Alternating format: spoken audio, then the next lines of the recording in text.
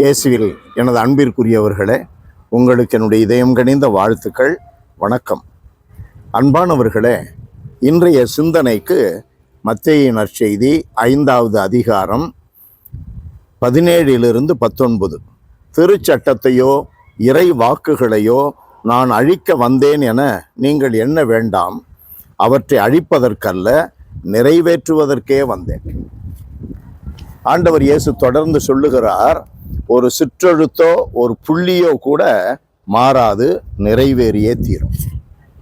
அன்பிற்குரியவர்களே, வரலாற்று ரீதியாகவே நாம் பார்க்க முடியும். இயேசு சொன்னார், கப்பர்நகூமே வானளாவ உயர்வாயோ, பாதாளம் வரை தாழ்ந்திடுவாய் என்று சொன்னார். எருசலேமை பார்த்து அழுது, கடவுள் உன்னை தேடி வந்த காலத்தை நீ அறிந்து கொள்ளவில்லை, ஆகவே உன் வீடு குடியேற்று போகும், கல்லின் மேல் கல்லீராதபடி இடித்து போடுவார்கள். ஆண்டவர் சொன்னாரா? அவர் சொல்லி 37 ஆண்டுகள் கழித்து என்ன நடந்தது?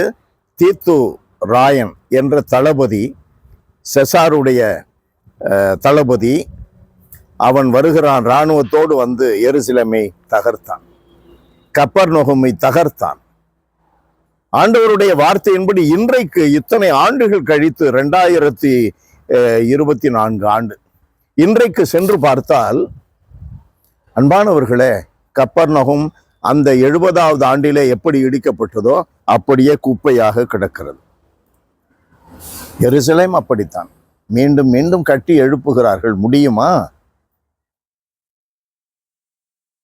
அன்பிற்குரியவர்களே, நம்முடைய வாழ்க்கையிலே இதை மட்டுமல்ல, நம்முடைய வாழ்க்கை வரலாற்றை நாம் தியானித்து பார்க்க வேண்டும். ஆண்டவருடைய வார்த்தை நிறைவேறாது என்று நினைத்து கொண்டு அதை ஏளனமாக எடுத்துக்கொண்டு, அதை இலகுவாக எடுத்துக்கொண்டு, சீரியஸாக எடுக்காமல் நம்முடைய வாழ்க்கையை நடத்தி கொண்டு இருந்தோம் என்றால் நம்முடைய வாழ்க்கை இடிந்து போயிருக்கும், தரைமட்டமாயிருக்கும்.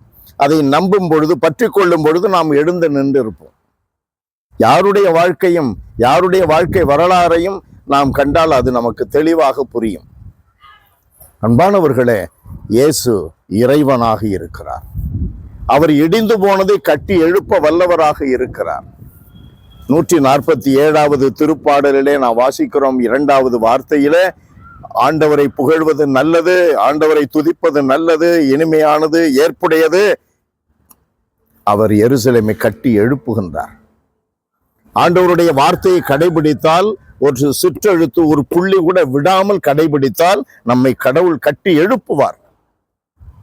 அன்பு நிறைந்தவரே இறைவா, உம்மை போற்றி புகழுகிறோம், தாழ்மையோடு ஆராதிக்கிறோம். எங்களை நாங்கள் கட்டி எழுப்ப ஆண்டவரே, உன் திருமுன்பாக சரணடைந்து அந்த தயவு மிகுந்த பணியை நீர் தயவாய் செய்து எங்களை கட்டி எழுப்ப வேண்டும் என்று உம்மிடம் கெஞ்சி மன்றாடுகிறோம். ஆண்டவரே, நீர் படைப்பாளர், நீர் கட்டி எழுப்ப வல்லவர், நீர் மீட்கக்கூடியவர், எங்களுடைய மீட்பர். இதை உணர்ந்து உம்மிடம் தொடர்ந்து ஒவ்வொரு நொடி பொழுதும் சரணடைந்து வாழ எங்களுக்கு துணை புரியும். இயேசுவின் நாமத்தில் ஜெபிக்கிறோம் பிதாவே. ஆமென், ஆமென்.